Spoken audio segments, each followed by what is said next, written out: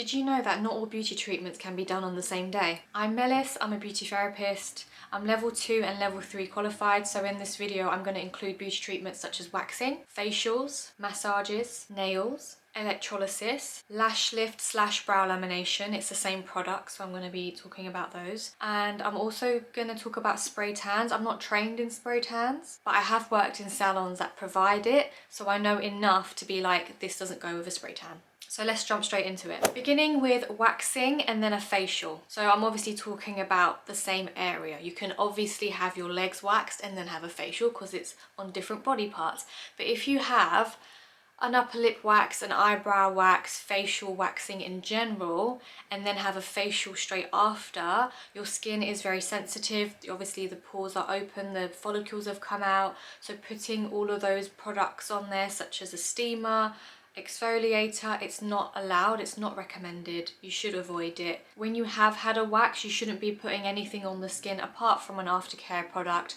for the rest of the day, because straight after a wax we put after wax lotion on, which is specially made for it, or we put aloe vera on, which is soothing and calming. Other than that, it's not recommended to put anything on it. I of course have clients who do an eyebrow wax and then a few hours later they put makeup on because they're getting ready for an event in the evening. If I was to do that, I would get spots. Some people don't react, but looking at textbook, you shouldn't be doing facial waxing and then a facial straight after on the same day. Now you cannot do waxing and then electrolysis. This is common sense. If you was to wax your upper lip, there's going to be no hair to do electrolysis on it. And then vice versa. If you was to do electrolysis on the upper lip, you cannot then wax the remaining hair. Electrolysis is a separate treatment. It's permanent hair removal that's done with a needle. The goal is to destroy the hair, and each hair follicle needs a few treatments before it is permanently destroyed. If you wax in between or straight after, it's defeating the purpose of electrolysis. They are completely two different things. One's temporary, one's permanent. And then just to add to that as well, obviously when you do electrolysis, your skin is very sensitive after, so putting hot wax on the area is not recommended. Okay, I don't know if the order of treatments I've listed this out is going to make much sense. I might be jumping back and forth, but another thing that you can't do on the same day is waxing and a spray tan. I'm not trained in spray tans. I have had one once myself, and I remember them recommending that I shower, shave, moisturize the night before, and then it was recommended not to apply anything on the day because it affects the spray tan. It can be patchy, it might not take on certain areas. So of course if you was to wax, you cannot then put a spray tan on top. You cannot then do a spray tan like vice versa and then do waxing, because it will just come off. You're meant to leave the spray tan on for a certain number of hours. Even if you do a spray tan, it takes, everything goes well. I remember when I had it done, I was a model for a spray tan. I was still studying beauty at the time, and we were doing our waxing module. So when they were waxing my legs, even though the spray tan had taken, I showered, and it had been maybe like 5 days, where waxing exfoliates the skin and takes a layer off, you can clearly see where you've waxed and where you haven't. The spray, it starts to come off. So waxing and spray tans generally don't go well together. I've also been asked many times if you can have your nails done after a spray tan. Now with nails we cleanse a lot and we use products, so it is going to affect the spray tan around your hands, so it's not recommended. With nails there aren't a huge number of treatments that don't go well together. Nails generally go well with everything. If you was to have a massage and nails, we would generally do your nails first and then the massage, but if it was done the other way around, it would be fine. We do cleanse the nail really well to get rid of any oils. It's the same with like waxing and then a massage. So if you was to wax the bikini area but then have a full body massage, that area is not gonna get product on it or get massaged, so you can do that, but of course you would do the wax first, get the painful bit out the way, and then do the relaxing massage after. You shouldn't have to think about these things if you're a client. The salon will recommend these things for you. Look at what treatments you've booked and do it in a particular order, but I wanted to make this video because I mentioned that I would do it and it was requested. Now where I said you can do waxing, like bikini waxing and then a full body massage, you cannot have a leg wax and then a full body massage and have like that oil and someone's hands just rubbing on skin that has just been freshly waxed.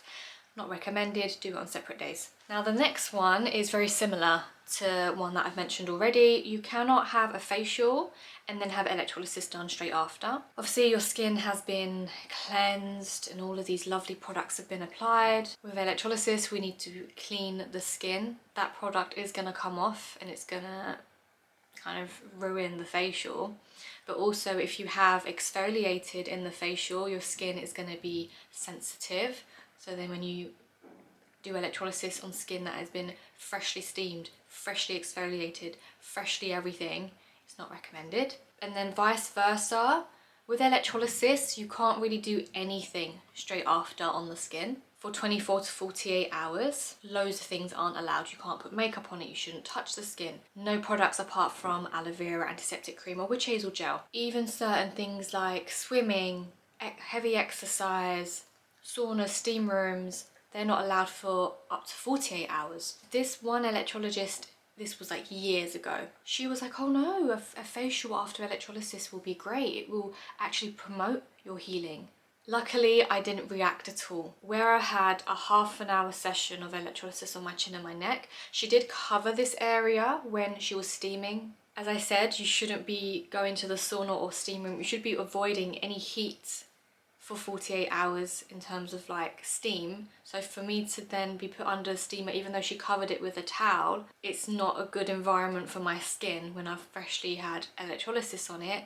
And then for her to apply an exfoliator, not allowed. She must have avoided this area. And then to apply a mask, it was a kaolin mask. Kaolin is very calming, but again, if you've had fresh electrolysis done on your face and then having all of those products put on it, it's not recommended.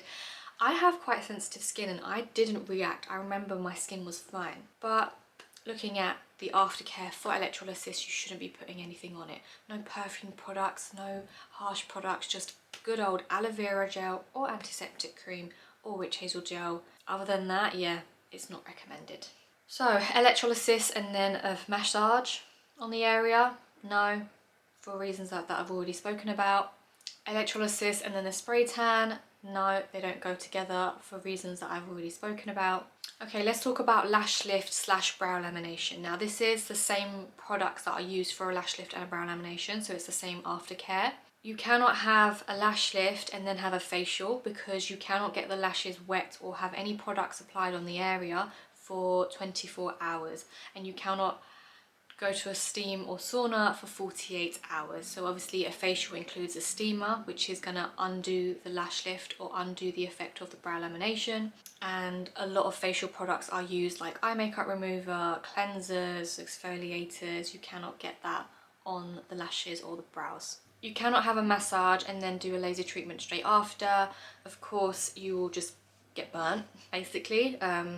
Your skin needs to be similar to like with a spray tan where you need to shower and shave the day before. Your skin needs to be free of any product just to prevent any burning. You cannot do laser and then have a massage straight after because your skin could be in a sensitive state, and it's recommended, similar to electrolysis, just putting good old aloe vera on there to help the skin heal is what's recommended. I believe I've mentioned like the main big no-nos, and as I said, it shouldn't be something that you should worry about a huge amount because beauty salons should advise you on what to do and what not to do. I hope that this video was helpful, and I'll see you in my next one.